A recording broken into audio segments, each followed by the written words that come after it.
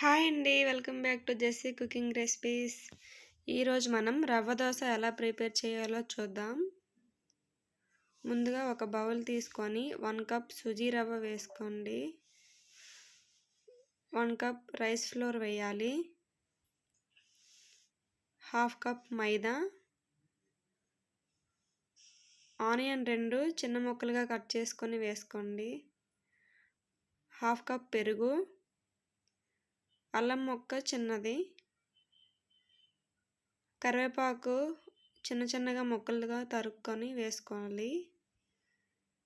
జీలకర్ర 1 table spoon, salt 1½ table spoon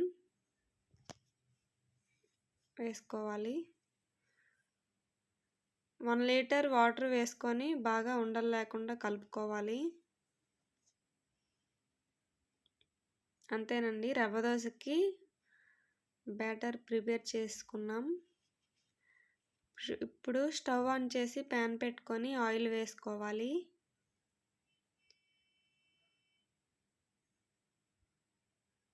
ఈ dosa high ఫ్లేమ్లోనే కాలాలండి. కొంచెం వేసుకోవాలి.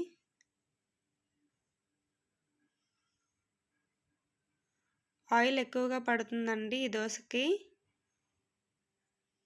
అంచులు మాత్రమే వేస్తే సరిపోదు, దోశ బ్యాటర్ మొత్తంకి వేయాలి. అంతేనండి, అయిపోయింది రవ్వ దోశ. చాలా క్రిస్పీగా చాలా బాగుంటుందండి. ఇంకొక దోశ వేసుకొని చూపిద్దాం.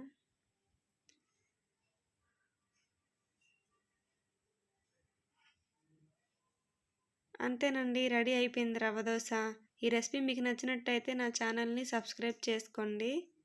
Thank you for watching.